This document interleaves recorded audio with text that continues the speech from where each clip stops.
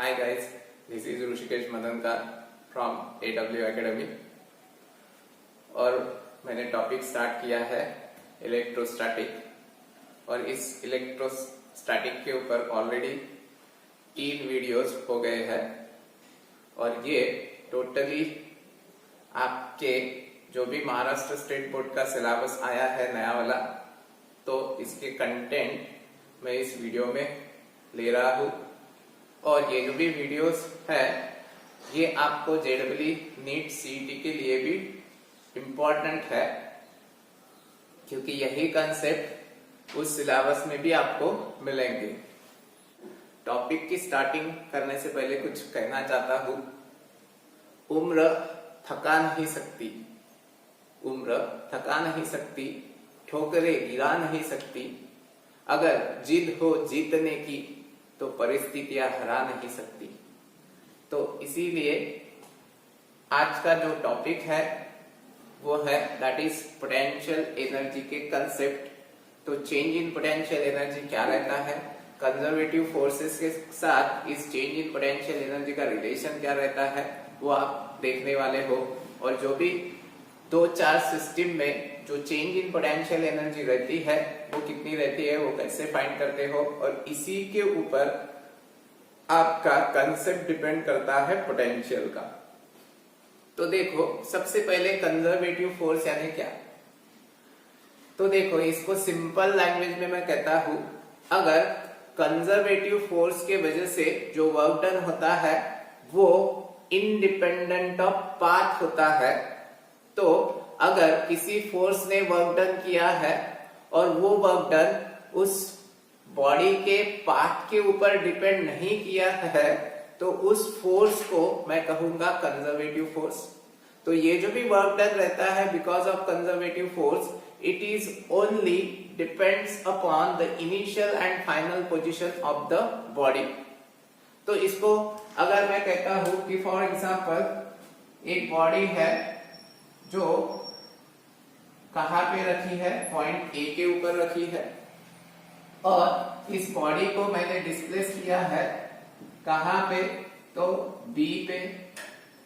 अब यहां पे बॉडी ए से बी इस पाथ से गई, तो इसको मैं नाम देता हूं पाथ 1। सिमिलरली ये बॉडी ए से बी अगर इस पाथ से जा रही है, इसको नाम देता हूं पाथ 2। और ये बॉडी कंसीडर करो ए से बी इस थर्ड पाथ से जा रही है।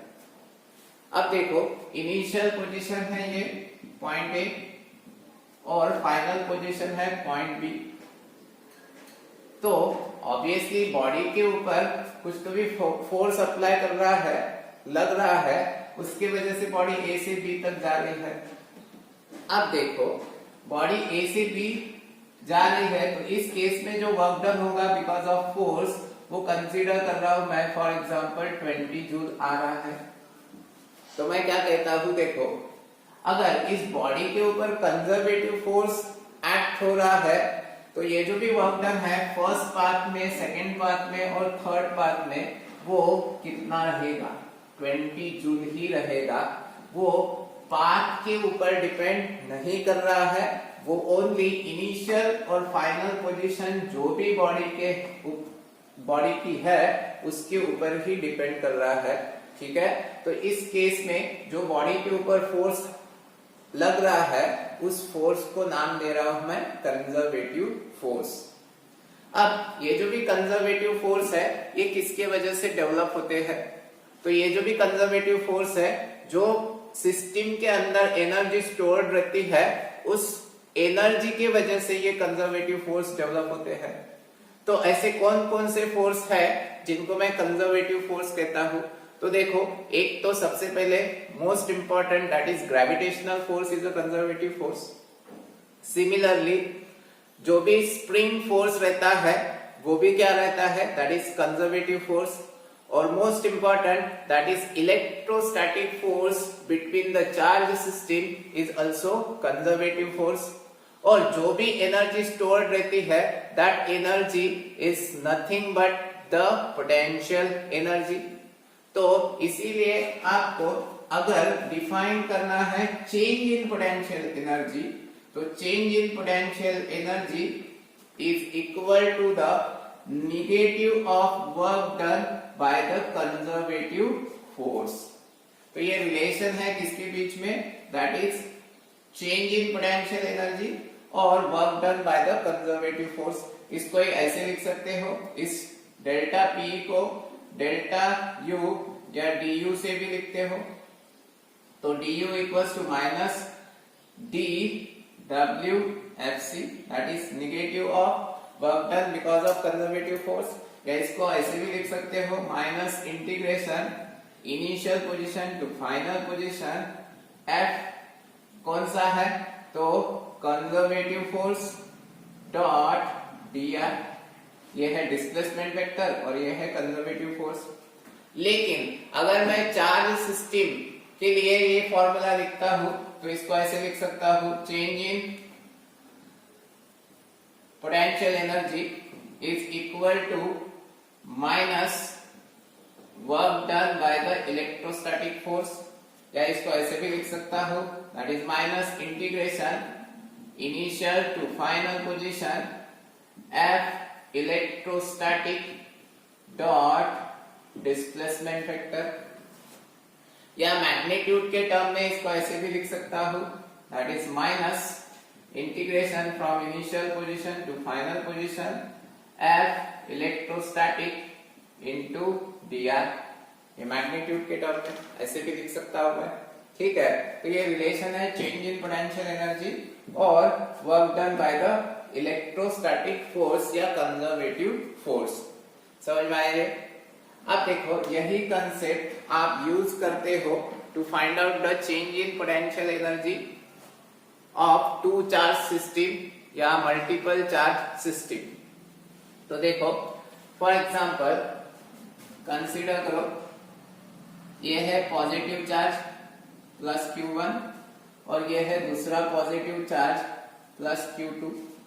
तो इनके बीच में इनिशियल पोटेंशियल एनर्जी मैं कंसीडर करता हूं U1, ठीक है। अब इस केस में मैं क्या कहता हूं कि ये जो चार्ज Q1 है ये है फिक्स और चार्ज Q2 को मूव किया टुवर्ड्स Q1। तो इस केस में मैं क्या कहता हूं कि कंसीडर करो ये चार्ज Q2 यहां पे लाया है, इसको मूव किया है from point A two point B और ये पॉइंट कंसीडर करता हूं O ओरिजिन।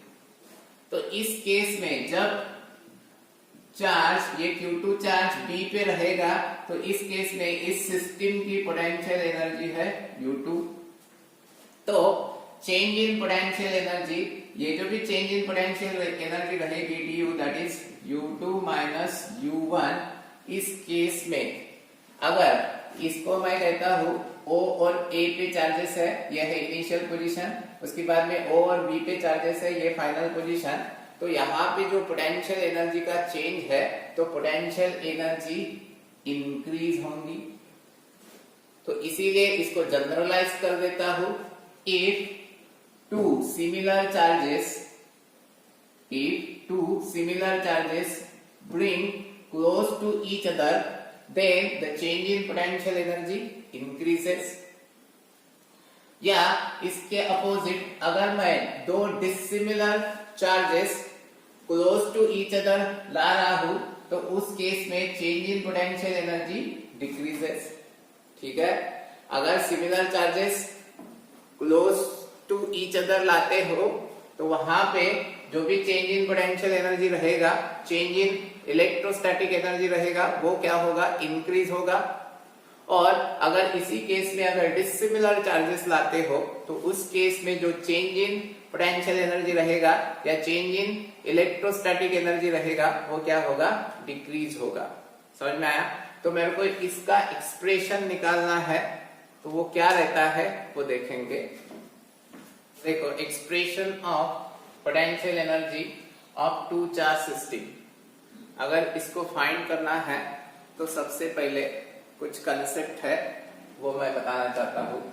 अगर फॉर एग्जांपल कंसीडर करो एक चार्ज प्लस Q यहाँ पे है ओरिजिन पे कंसीडर कर रहा हूं, और दूसरा चार्ज अगर कंसीडर करो टेस्ट चार्ज है, दैट इज प्लस Q0, ठीक है, और ये टेस्ट चार्ज इनिशियली इंफिनिटी पे है, या इनके बीच में जो डिस्टेंस है वो कितना है, इंफिनिटी डिस्टेंस है। तो यहाँ पे जब दोनों के बीच में इंफिनिटी डिस्टेंस है, तो यहाँ पे ये जो प्लस Q चार्ज है ये इस प्लस Q0 चार्ज के ऊपर कुछ भी फोर्स अप्लाई नहीं करेगा।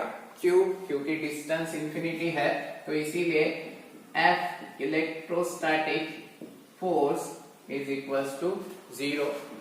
अगर यहाँ पे इलेक्ट्रोस्टैटिक फोर्स ही 0 है, तो ऑब्वियसली इस चार्ज के वजह से जो भी इलेक्ट्रिक फील्ड रहेगा इस पॉइंट चार्ज Q0 के पास, वो भी क्या रहेगा, 0।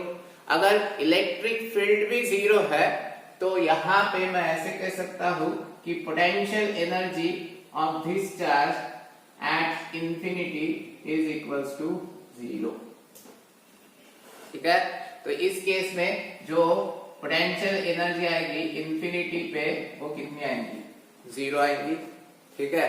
तो ये मोस्ट इंपॉर्टेंट कंसेप्ट है, क्योंकि अगर आपको किसी पॉइंट की पोटेंशियल एनर्जी अगर डिफाइन करना है, तो आपको एक रेफरेंस पॉइंट कंसीडर करना है, और अगर टू चार्ज सिस्टम में कंसीडर करता हूं तो रेफरेंस पॉइंट इज इंफिनिटी। तो इंफिनिटी पे पोटेंशियल एनर्जी की वैल्यू 0 आती है। क्यों 0 आती है? क्योंकि अगर दो चार्जेस के बीच में डिस्टेंस इंफिनिटी है, तो उनके बीच में इलेक्ट्रोस्टैटिक फोर्स नहीं रहेगा। अगर इलेक्ट्रोस्टैटिक फोर्स नहीं है, तो इलेक्ट्रिक फील्ड इंटेंसिटी की भी वैल्यू कितनी आएगी, 0 आएगी, और उसके वजह से जो भी पोटेंशियल एनर्जी है वो क्या रहेगी, 0 रहेगी। तो ये सबसे पहले इंपॉर्टेंट कंसेप्ट है। अब देखो, मैंने लिखा है expression of potential energy of two charge system. तो जैसे कि मैंने अभी थोड़ी देर पहले पोटेंशियल एनर्जी या change in potential energy du equals to minus integration initial to final F electrostatic into dr ऐसे लिखा था, बराबर, और ये मैग्नीट्यूड के टर्म में लिया है, ठीक है। अगर ऐसे है तो इस फार्मूला का यूज करता हूं मैं। तो इसके लिए देखो, फॉर एग्जांपल एक प्लस Q चार्ज, उसको मैं कहता हूं सोर्स चार्ज, इसको मैंने प्लेस किया है ओरिजिन पे, और ये जो भी चार्ज प्लस Q है ये है फिक्स, ठीक है। अगर ये फिक्स है तो ये इसके सराउंडिंग रीजन में इलेक्ट्रिक फील्ड क्रिएट करेगा, ठीक है। अगर इलेक्ट्रिक फील्ड क्रिएट कर रहा है तो फॉर एग्जांपल मैं क्या कंसीडर करता हूं, एक टेस्ट चार्ज ले रहा हूं Q0, ठीक है, और ये जो भी टेस्ट चार्ज है पॉजिटिव टेस्ट चार्ज लिया है, और ये positive test charge initially point A के ऊपर है, ठीक है। अब देखो, ये जो भी प्लस Q चार्ज है इस टेस्ट चार्ज Q0 के ऊपर फोर्स अप्लाई करेगा, और ये जो भी फोर्स है ऑब्वियसली रिपल्सिव रहेगा। अगर रिपल्सिव है तो यहाँ पे the force exerted by plus Q on plus Q0 is, that is F electrostatic. ये रहेगी इसकी डायरेक्शन, ठीक है। अब देखो, मैं क्या कहता हूं कि इनिशियली जब ये जो भी दो चार्ज है, एक O पे है, ये तो फिक्स है, और एक B पे है, तो इनके बीच में जो डिस्टेंस है वो डिस्टेंस मैं कंसीडर कर रहा हूं R1, ठीक है। अब मैं क्या कहता हूं, this charge Q0 is move towards charge plus Q, ठीक है, और यहां पे कंसीडर करो कि चार्ज Q0 को A से B पे लेके आए, तो ऑब्वियसली इनके बीच में ये जो भी डिस्टेंस है ये डिस्टेंस क्या होगा, कम हो जाएगा। तो ये डिस्टेंस मैं कंसीडर करता हूं R2, अब देखो displacement of charge plus Q0 ये इस डायरेक्शन में है, ठीक है। और अगर displacement of this charge is in this direction और इलेक्ट्रोस्टैटिक फोर्स की डायरेक्शन देखो राइट साइड में है, डिस्प्लेसमेंट की डायरेक्शन कौन से है, लेफ्ट साइड में है, तो यहाँ पे इनके बीच में जो एंगल आएगा वो कितने डिग्री का है, 180 डिग्री। तो यहाँ पे work done on this charge Q0 against the electrostatic force रहेगा। अगर अगेंस्ट द इलेक्ट्रोस्टैटिक फोर्स है तो ये वर्क डन कैसे रहेगा, दैट इज पॉजिटिव या नेगेटिव, तो ऑब्वियसली नेगेटिव रहेगा। और ये जो भी वर्क डन आप कर रहे हो ये वर्क डन स्टोर्ड हो जाएगा in the form of change in potential energy. तो यहाँ पे देखो ये फॉर्मूला का यूज करना है, तो यहाँ पे मैं कहता हूं अगर स्मॉल डिस्प्लेसमेंट कंसीडर करो, ये स्मॉल डिस्प्लेसमेंट है dr, ठीक है। अगर स्मॉल डिस्प्लेसमेंट dr है तो यहाँ पे इन दोनों के बीच में एंगल 180 डिग्री है, तो इसीलिए यहाँ पे जो वर्क डन है वो क्या है, निगेटिव है। अगर निगेटिव है तो इसीलिए मैं ये फॉर्मूला यूज कर सकता हूँ, that is change in potential energy, that is du। इसको ही मैं ऐसे लिख सकता हूँ, that is change in potential energy is equals to minus negative of work done by electrostatic force, ठीक है। अब देखो इसको ही मैं ये फॉर्मूला यूज करके minus integration initial to final F electrostatic into dr लिख सकता हूं। अब देखो यहाँ पे इनिशियल पॉइंट कौन सा है, दैट इज पॉइंट A है, फाइनल पॉइंट कौन सा है, B है, तो इसीलिए मैं इसको इंटीग्रेट करता हूं, that is integration from A to B du equals to minus integration from A to B F electrostatic into dr। अब देखो मैं क्या कहता हूं, जब ये Q0 यहाँ पे है, कोई तो भी रैंडम पॉइंट ले रहा हूं, कंसीडर करो पॉइंट P, और इनके बीच में अगर डिस्टेंस r है तो यहाँ पे जो इलेक्ट्रोस्टैटिक फोर्स रहेगा वो कितना रहेगा, दैट इज F इलेक्ट्रोस्टैटिक का मैग्नीट्यूड अगर कंसीडर करता हूं तो मैं ऐसे लिख सकता हूं Q इंटू यहाँ पे इस Q0 के यहाँ पे लाया तो इनके बीच में डिस्टेंस r है, तो इसीलिए Q0 upon 4 pi epsilon 0 into r square, ठीक है। अब देखो यहाँ पे A, जब इनिशियली ये चार्जेस O और A के बीच में है तो इनके बीच में डिस्टेंस r1 है, और जब O और B के बीच में है तो डिस्टेंस r2 है, तो इसीलिए A की जगह मैं लिखता हूँ r1 और B की जगह लिखता हूँ r2। तो यहाँ पे आएगा, इसको अगर मैं स्प्लिट कर देता हूँ, that is integration of dx equals to x होता है, तो इंटीग्रेशन du क्या मिलेगा, u, और लिमिट फ्रॉम कहां से कहां तक, A से B तक, ठीक है, इज इक्वल्स टू यहाँ पे माइनस इंटीग्रेशन A की जगह r1 और B की जगह r2, और F इलेक्ट्रोस्टैटिक का फॉर्मूला क्या मिला, that is Q0 upon 4 pi epsilon 0 r square into dr। अब देखो यहाँ पे ये जो भी Q0 4 पाई एप्सिलॉन 0 है ये कांस्टेंट है, तो इसको इंटीग्रेशन के बाहर निकालता हूँ और यहाँ पे इंटीग्रेशन अप्लाई कर देता हूँ, that is u b minus u a equals to, that is change in potential energy, final potential energy minus initial potential energy, equals to minus Q0 upon 4 pi epsilon 0 integration r1 to r2 1 by r square dr। और आपको पता होगा that is integration 1 by x square dx equals to minus 1 by x। तो इसीलिए यहाँ पे integration 1 by r square का integration with respect to r dr क्या होगा, देखो minus capital Q Q0 upon 4 pi epsilon 0 in bracket minus 1 by r और limit है r1 से r2 तक। ये माइनस बाहर लेके आता हो तो माइनस माइनस क्या हो जाएगा प्लस, यहाँ पे आएगा Q0 upon 4 pi epsilon 0 in bracket 1 by small r limit r1 से r2 तक।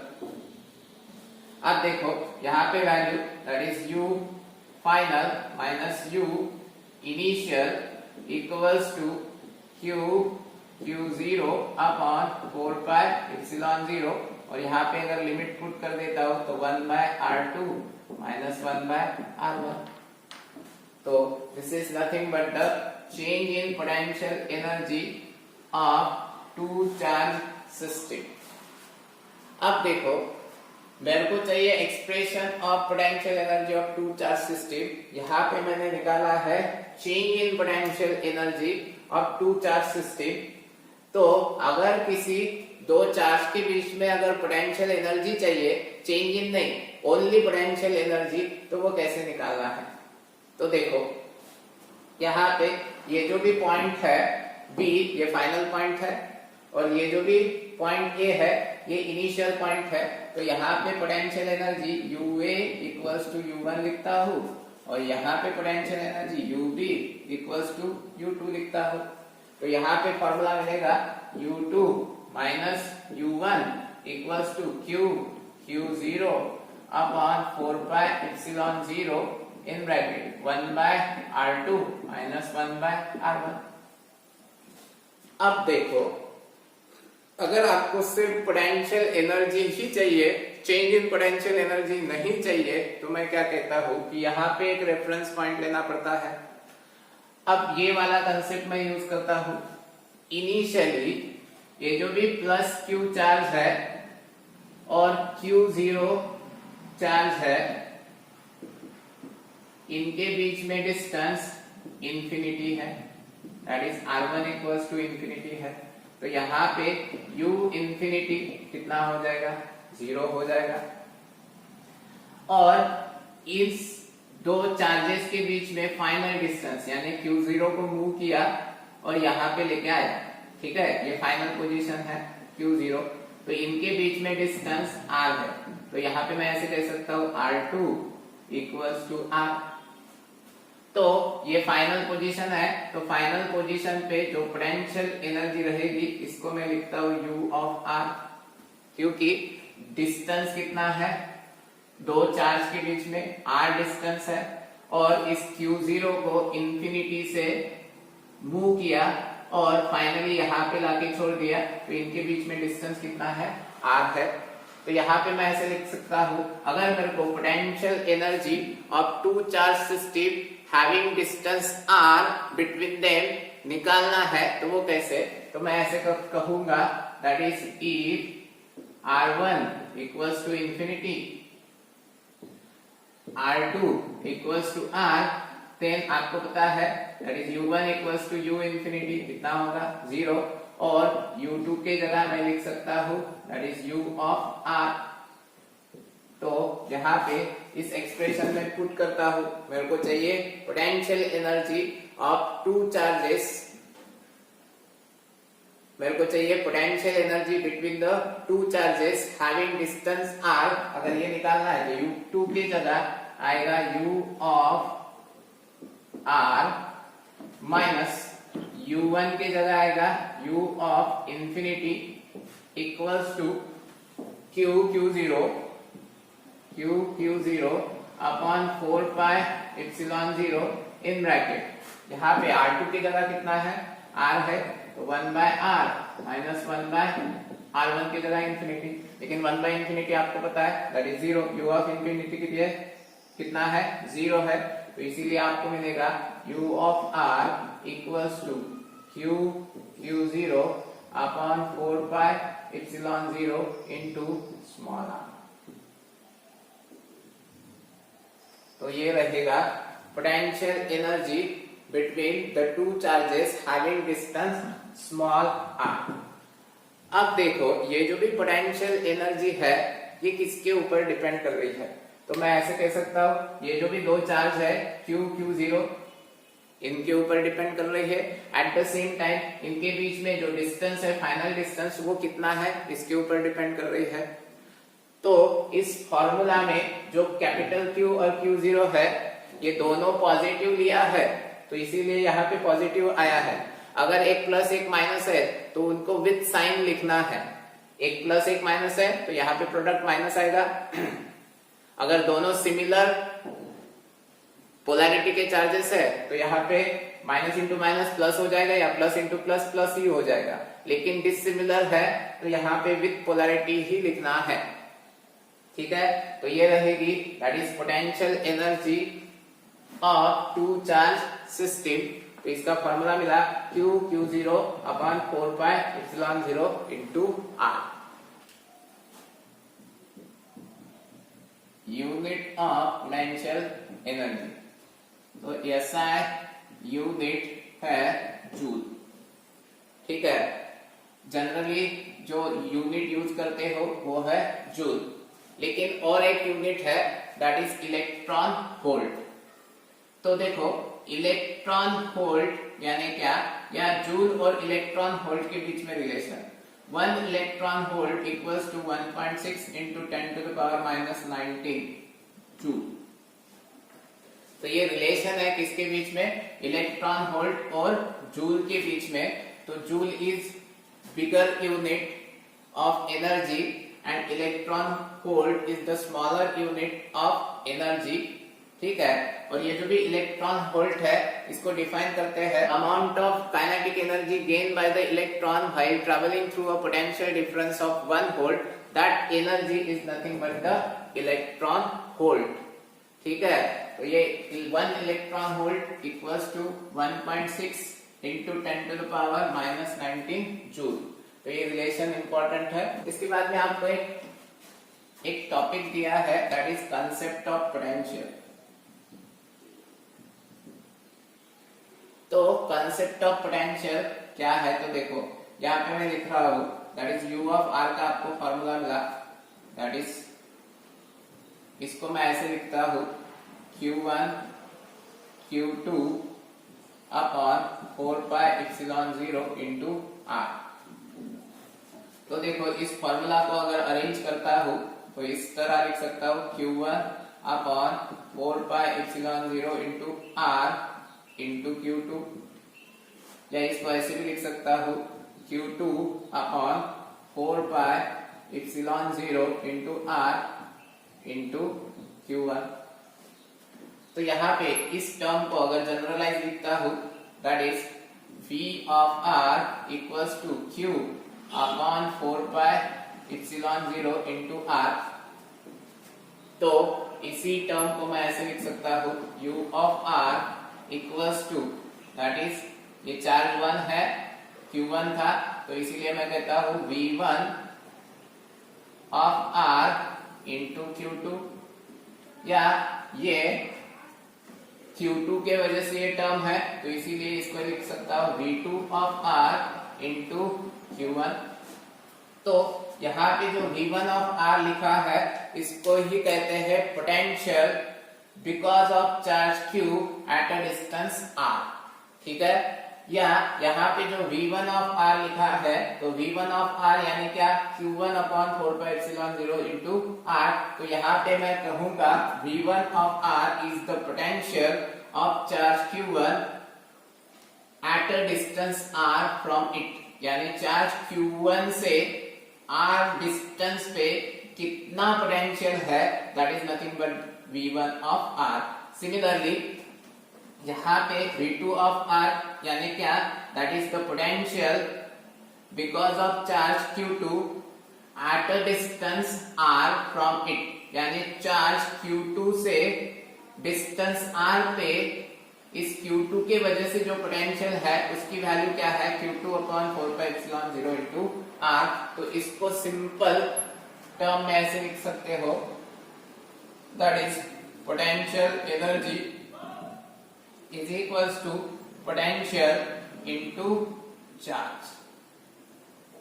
ठीक है, एक फॉर्मूला मिलता है या इसको ऐसे भी लिख सकते हो, that is potential equals to potential energy per unit charge. ठीक है, या इसको ऐसे भी लिख सकते हो, that is change in potential is equals to change in potential energy divide by charge. तो इसके बहुत सारे फॉर्मूले हैं, या इसको ऐसे भी लिख सकते हो, आपको पता है change in potential energy is nothing but the work done by the electrostatic force. तो इसको ऐसे लिख सकते हो, that is change in potential is equals to change in work done divide by charge. लेकिन ये जो वर्क डन है इसको मैं अगर पॉजिटिव ले रहा हूं तो यहाँ पे मैं एक्सटर्नल वर्क डन कहूंगा, और एक्सटर्नल वर्क डन यानी work done by the external force. अगर इसको मैं इलेक्ट्रोस्टैटिक के टर्म में लिखना है तो मैं ऐसे लिखता हूं, dV change in potential change in voltage या potential is equals to minus change in work done by the electrostatic force divide by charge. ठीक है, तो ये बहुत सारे फॉर्मूले हैं, और यहाँ पे आपको न्यूमेरिकल दिया है, उस न्यूमेरिकल में ये फॉर्मूले यूज करना है। तो देखो यहाँ पे मैं ऐसे लिख सकता हूँ, dV को चेंज इन वोल्टेज को चेंज इन पोटेंशियल को, that is final voltage minus initial voltage, that is V2 minus V1 equals to work done by external agent per unit charge, या work done by external agent is equals to Q in bracket V2 minus V1। और यहाँ पे जो charge है उसको move कैसे किया, from 1 to 2, from 1 to 2। यह है फाइनल पोजीशन, यह है इनिशियल पोजीशन। अगर इसको ही इलेक्ट्रोस्टैटिक के वर्क डन के टर्म में लिखना है तो मैं ऐसे लिख सकता हूँ, work done by the electrostatic force is equals to Q in bracket V1 minus V2। क्योंकि ये माइनस साइन है तो माइनस अगर अप्लाई करते हो तो यहाँ पे V1 माइनस V2 आएगा। ठीक है, तो आपको न्यूमेरिकल में ये फॉर्मूला ज्यादा यूज करना है, that is work done by the external agent is equals to Q in bracket final position पे वोल्टेज माइनस इनिशियल पोजीशन पे वोल्टेज। यानी यहाँ पे चार्ज को मूव किया है फ्रॉम पॉइंट 1 to 2। ठीक है, ये फाइनल पोजीशन है और ये इनिशियल पोजीशन है। आपको एक न्यूमेरिकल दिया है, if 120 joule of work is done in carrying a charge of 6 coulomb from a place where the potential is 10 volt to another place where the potential is V, then find V। तो इस numerical में आपको work done दिया है, कितना work done है, that is 120 joule.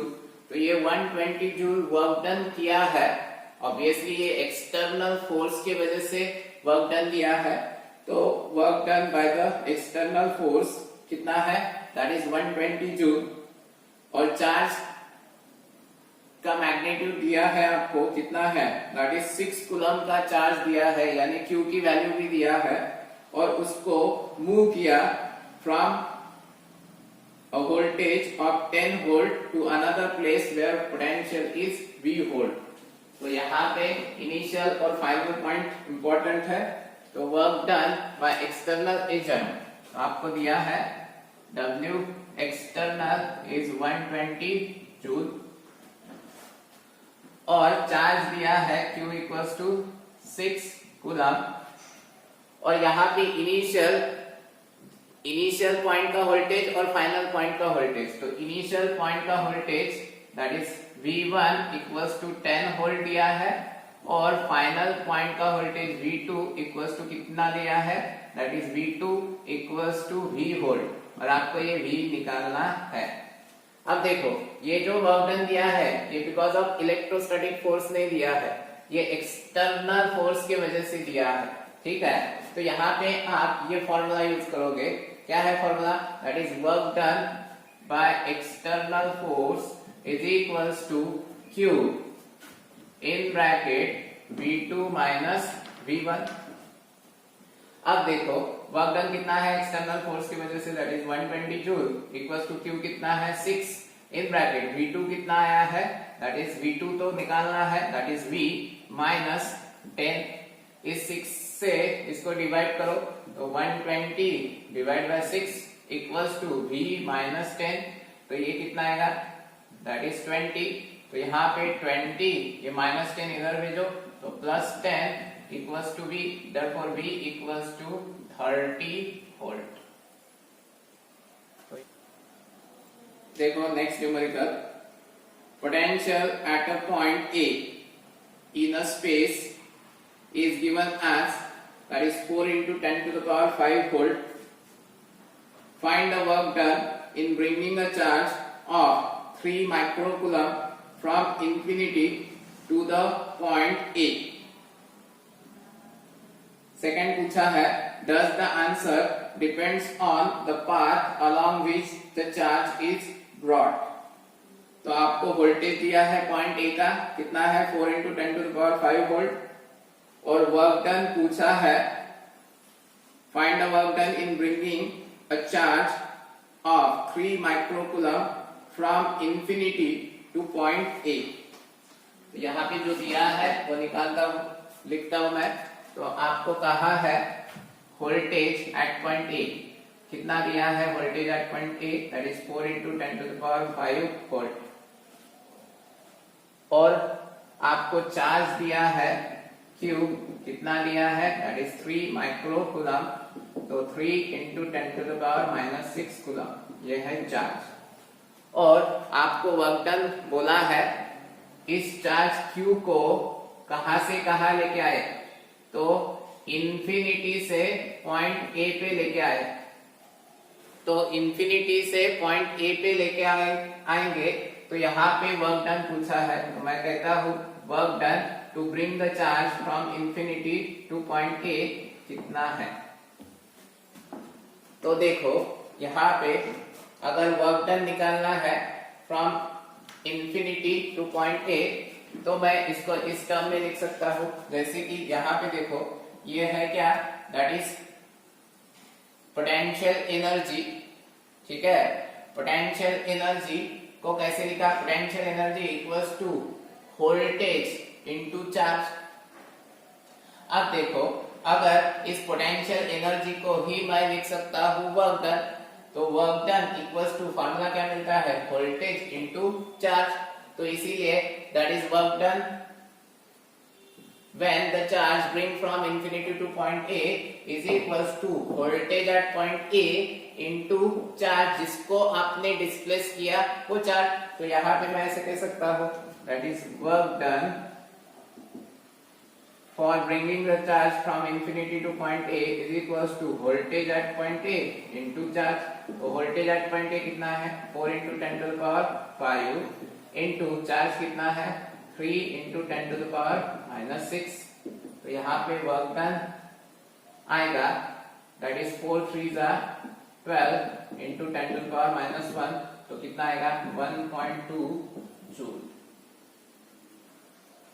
और आपको कहा है this work done is depend on the path और नॉट। तो आपको पता है ये जो भी वर्क डन है ये बिकॉज ऑफ कंजर्वेटिव फोर्स है, क्योंकि electrostatic force is the conservative force. Therefore मैं ऐसे कहूंगा this work done does not depends upon the path. ठीक है, पाथ के ऊपर ये वर्क डन डिपेंड नहीं करेगा।